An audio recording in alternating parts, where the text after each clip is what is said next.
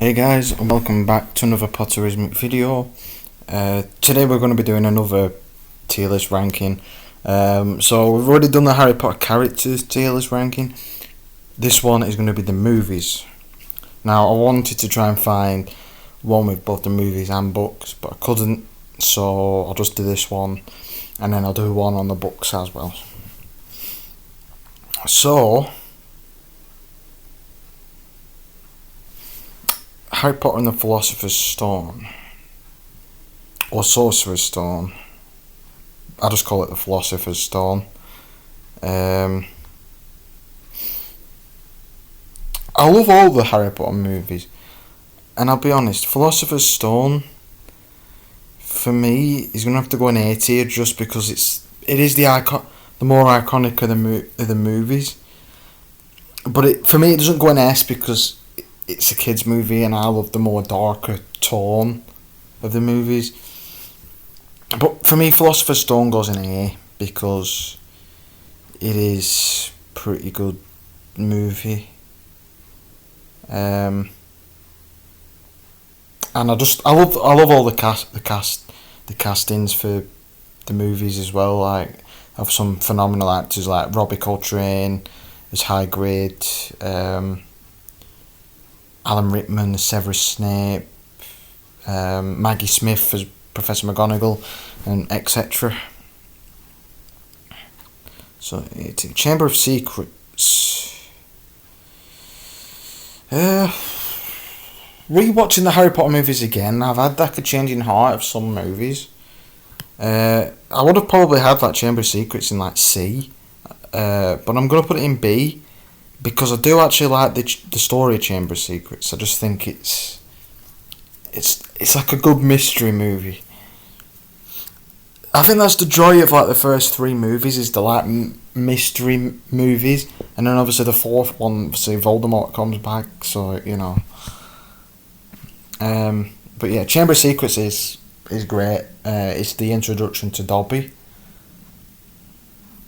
and the only appearance of Colin Creevey as well, which I did speak about his character in my tier list ranking video as well. So yeah.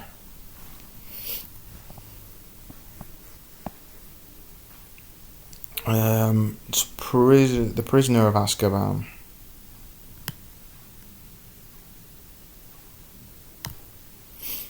Harry Potter and the Prisoner of Azkaban is definitely an S tier movie.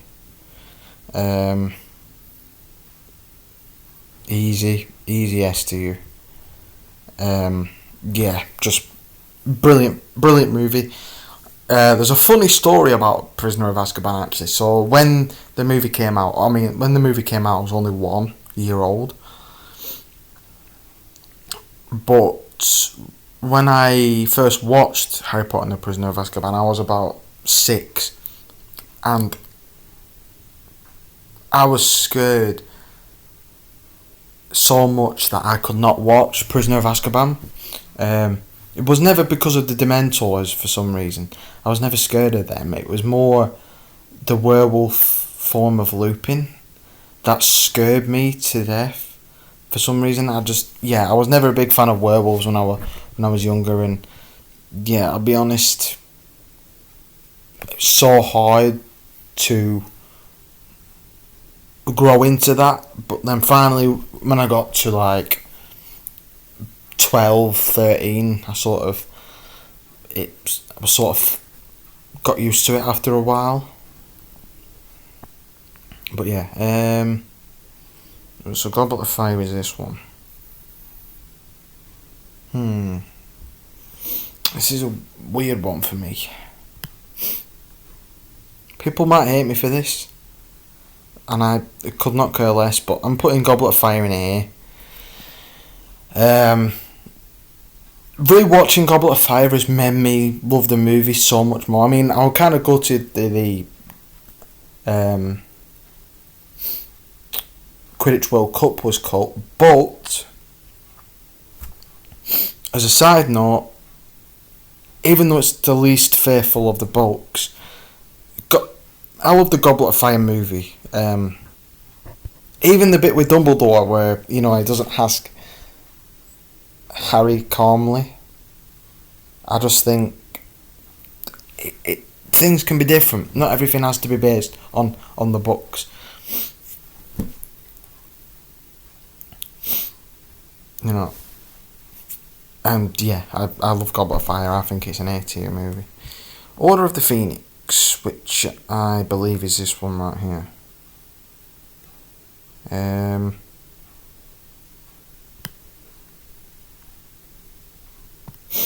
Order of the Phoenix is also an S-tier movie. Order of the Phoenix, when I was younger, I used to find it so boring.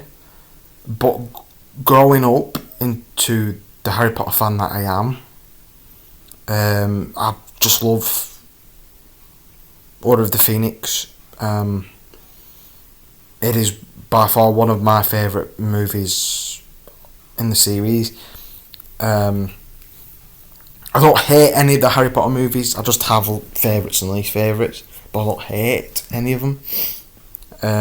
But yeah, Harry Potter and the Order of the Phoenix goes in S tier. Umbridge is a hateable character, but she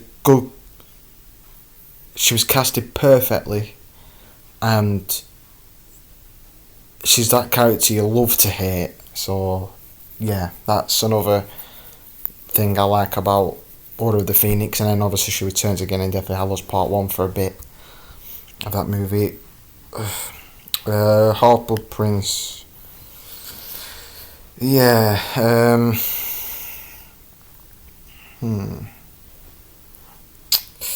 Yeah. I'm sorry, but yeah. I'm gonna be honest, Half-Blood Prince is now just my least favourite Harry Potter movie. Yeah, I know the romance stuff is in the book, but I feel like they focus too much on the romance aspects of that movie. I know, and there was a lot, obviously there was some of the dark, it's a dark theme as well, but I wish they put more of Voldemort's backstory in Order of the Phoenix. I didn't really care about a lot of the relationship stuff. And I think something that the movie's kind of let down a little bit is that Quidditch wasn't really in the shown in like the latter movies. So years 5 to 7 didn't really have Quidditch in. I mean, it had Quidditch. Well, there was Quidditch in Half-Blood Prince, but that is essentially just like the last movie where we see Quidditch, and it's not even like a full Quidditch match anyway.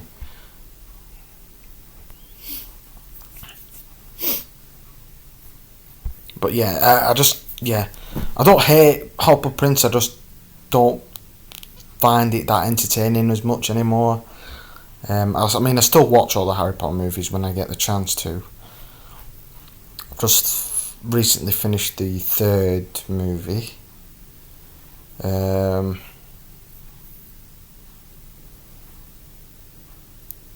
might watch the fourth maybe tonight or something, but I wish I could record reactions to the Harry Potter movies. Problem is, my reactions probably won't be the best because I've seen them that much, so they won't be first time reactions.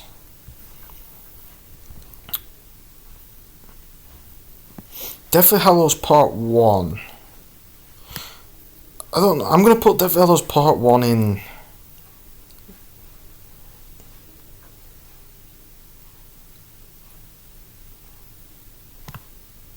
I'll tell you what. I'm going to put Half-Blood Prince in C. I don't really need D tier. So we'll get rid of this.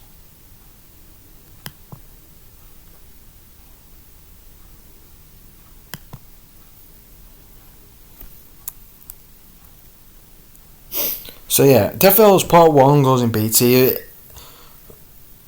So with this in mind, I love the Battle of the Seven Potters. I think that was pretty good. And I prefer, in that scene specifically, I prefer what they do with Hedwig, where instead of having her in the cage, like in the book, they have her actually come in and save Harry and get killed by the killing curse.